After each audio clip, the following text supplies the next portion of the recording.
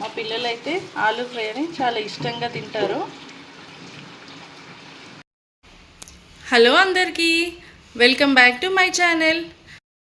చామగడ్డ fry చేస్తున్నాము. దాని తయారీ విధానం చూసేద్దామా?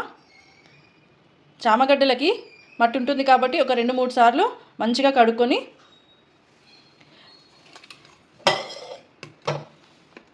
కుక్కర్లో వేసి ఒక్క విజిల్ తెప్పించి స్టవ్ ఆఫ్ చేసుకోవాలి.